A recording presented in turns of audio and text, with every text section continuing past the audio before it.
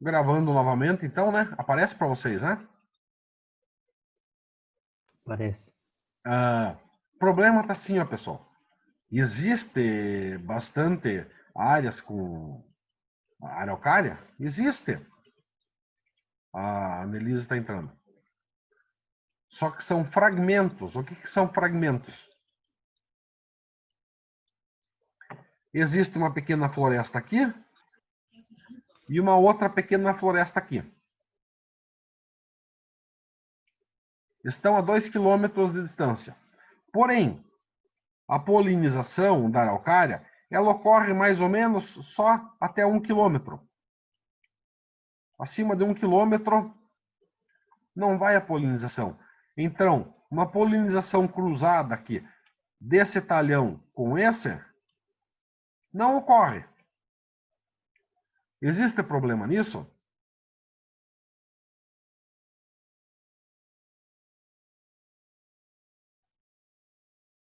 Lembra aquele ditado lá, que os antigos falavam de casar primo com um primo dava problema? Lembram disso? Eu lembro, professor. Então, Sim, ainda dá, né? então é a ideia dessas árvores aqui, ó. Elas ficaram isoladas, onde elas estão cruzando somente entre elas.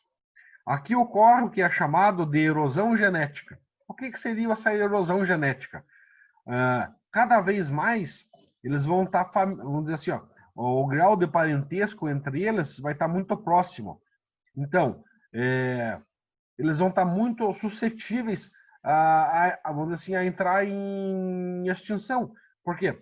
Vamos dar um exemplo. Se todo mundo fosse suscetível ao coronavírus, a humanidade inteira estava morta, né? Só que não existem indivíduos que são resistentes, mas a maior parte das resistências se dá devido a essa alternância de genes, de alelos, entre uma comunidade e outra. Porque se eu deixar só essa comunidade da esquerda aqui, ó, a questão da genética dele vai ficando tão fraca que é capaz dele entrar em extinção. Ok? Seringueira. Bastante lá para cima, né?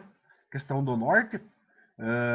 Impulsionou bastante o Brasil no início do século XX, ali por 1900, 1910. Era utilizado para pneu, então existe uma finalidade imensa, né, que pode ser utilizada a seringueira. Foi tentado fazer plantação de plantios em São Paulo, porém teve um ataque de um fungo, a doença era chamada mal das folhas, que inviabilizou esse processo, mas ainda continua em estudo. O Brasil era o primeiro colocado mundial, só que essas plantações de seringueira, né, se estendeu pelo mundo inteiro, principalmente em Índia, outros países, e hoje eles são os maiores produtores de borracha, látex natural do mundo, né? Aqui o Pinheiro do Paraná, nós já falamos da questão de conservação genética. Como que eu posso ter uma muda de uma plantinha?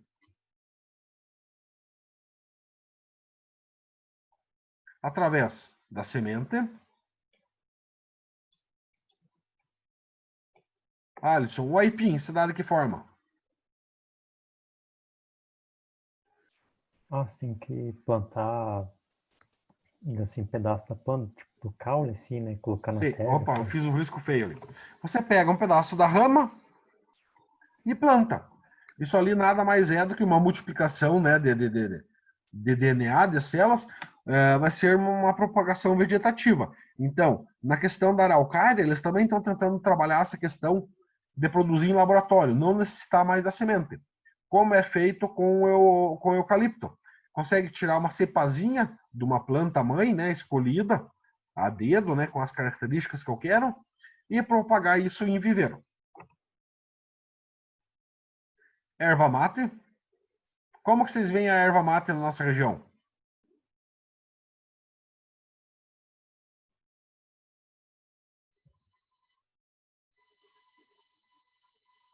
Como que vocês enxergam a erva mate, pessoal?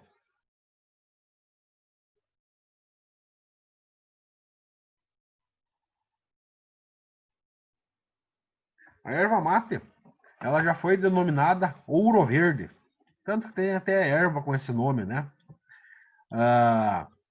Antes ainda da Lumber entrar e cortar madeira, a principal riqueza da nossa região era a erva.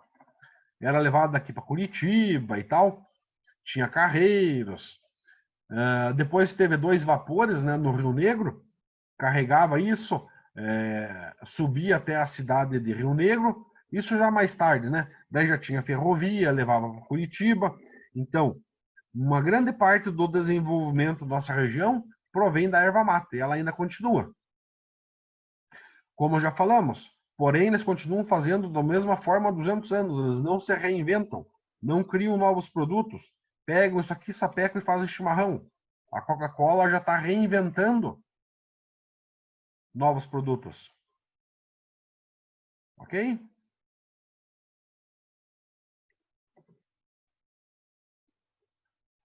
Estou muito quietinho hoje. Caça. A caça é permitida no Brasil? Não. Você está certa, mas já Depende, né? em algum momento foi liberado. E eu vou explicar por quê, tá bom? A caça foi uma das primeiras atividades, né, de sobrevivência do homem. Matar, capturar animais selvagens. Então, desde aquela época lá, eles vêm caçando, domesticando animais. E conseguiu, vamos dizer, o desenvolvimento, o raciocínio, o QI que ele tem hoje, basicamente devido à ingestão de proteínas animais. Uma questão que ocorreu no Brasil, o javali. O javali não era brasileiro. Ele veio, foi introduzido aqui, porém, o manejo não foi adequado, alguns conseguiram fugir, se reproduziam muito rapidamente, né, na natureza, eles se adaptaram muito bem, e em determinado momento, ele fala na região sul, mas principalmente no Rio Grande, chegaram a 200 animais, 200 mil animais. Agora imagine todos esses animais soltos, o prejuízo que daria para a agricultura. Um dos vídeos que eu mandei para vocês lá é sobre o javali. Depois, se alguém tiver um tempo de dar uma olhada, né? Tá aqui um fechamento, né? Setor primário, toda essa questão de sementes, proteínas, queijo, leite, tudo isso fornece matéria-prima pro setor secundário, que é a indústria de transformação. Viram a importância disso, né? Mas temos alguns problemas. Esse setor primário da agricultura, ele é muito vulnerável. Então, ele tem muita influência relacionada à natureza. Clima, frio, chuva, sol, granizo, seca, tudo isso influencia na produtividade dessas matérias-primas aqui. Também indo impactar para a indústria. Pois não tendo matéria-prima, vai encarecer todo o processo da indústria, né? Encarecendo todo esse processo, nós vamos pagar mais caro também. Ok?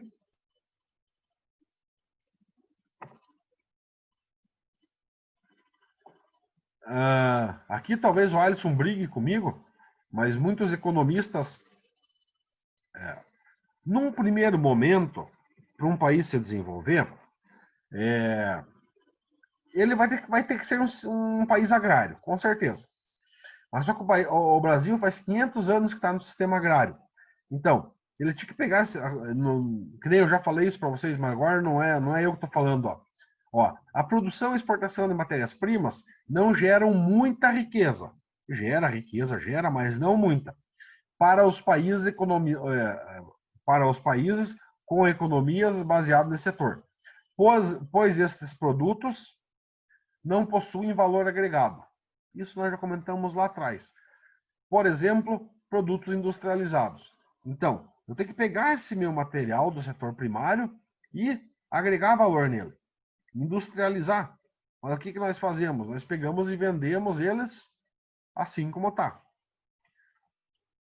Alisson, você que vem da área da agricultura,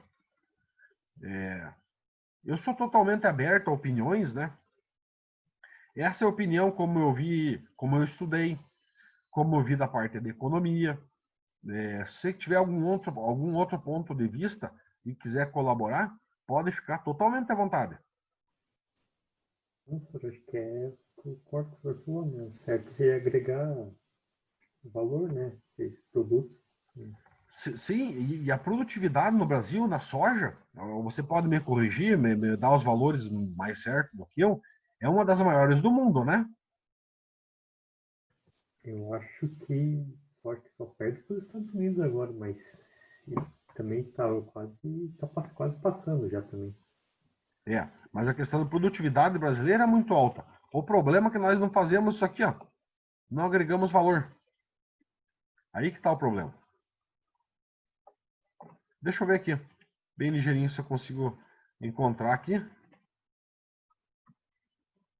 Eu mandei lá para cima os vídeos. Vocês vão assistir os vídeos, pessoal?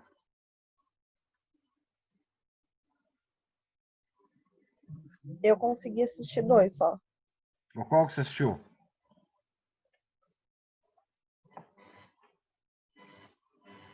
Quem que havia falado que assistiu? Eu, professor, só os 2 primeiros. Eu não vi, O segundo foi na metade. deixa eu ver a ordem ali dos quais que eu mandei para vocês. Aqui, primeiro, o da Lambert, você viu? Calendar. Tá, eu mandei não é a brasileira, mas foi a mesma companhia, só que instalada na Califórnia em 1940. Daí tem o segundo vídeo com as maiores árvores e o terceiro vídeo o javali no milho. Então, se vocês puderem dar uma olhadinha, eu acho bem interessante. A Calendra saiu da sala. Tá entrando.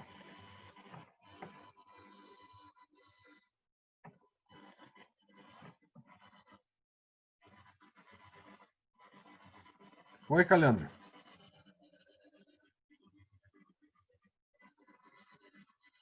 Tá me escutando? Ela tá conectando o áudio ainda. Alisson, Annelise. Agora a Calendra entrou. Alguma dúvida, algum questionamento? Querem fazer alguma colaboração?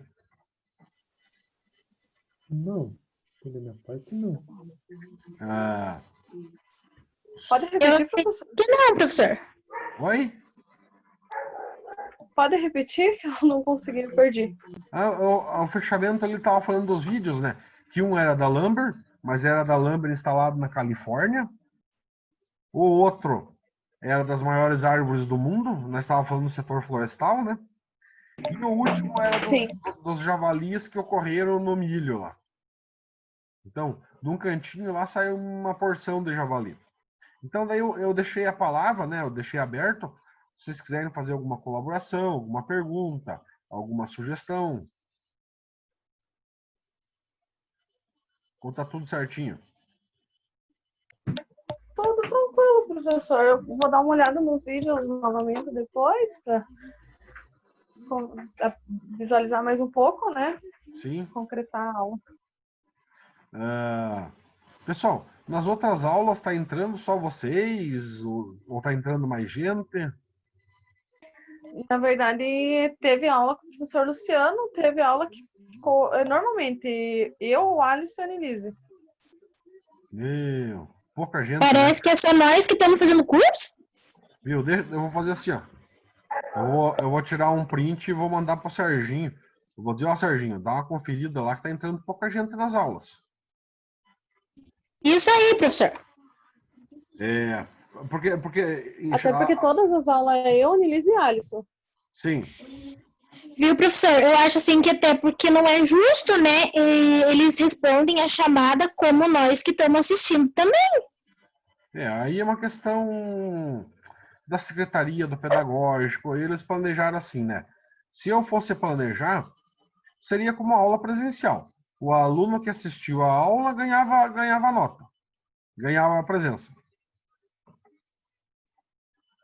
Mas não é nós que definimos, né?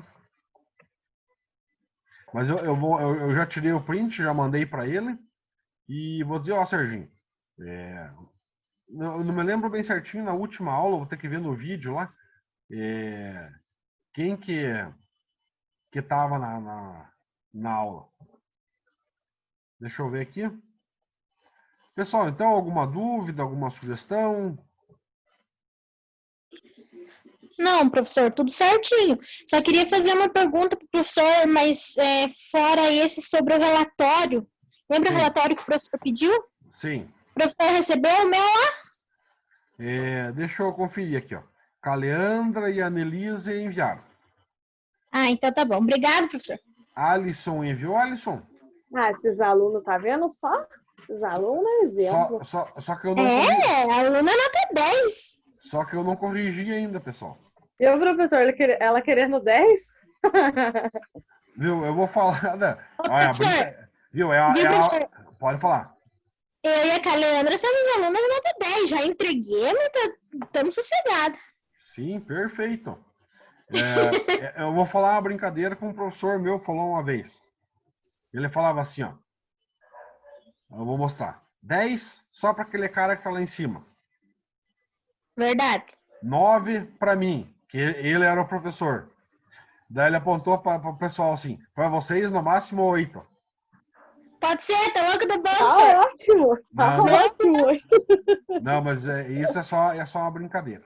Eu avalio, eu tento ser da forma mais justa, mais imparcial, né? Não prejudicar ninguém. Vamos dizer, nesse quesito podem ficar tranquilos. Viu, professor? E Oi. mais uma pergunta. Em questão da nossa aula de tecnologia industrial, o professor vai dar mais alguma outra matéria ou não? A princípio, está marcada mais uma matéria pequena de administração. Deixa eu abrir aqui para ver. Administração. Eu já trabalhei essa outra matéria também. Deixa eu ver aqui. Aulas 2020. Administração e segurança. Ah, sim. Não, eu gostei da turma de vocês, apesar de estar entrando pouca gente, né? Não, mas a ideia é continuar dando mais umas aulas para vocês.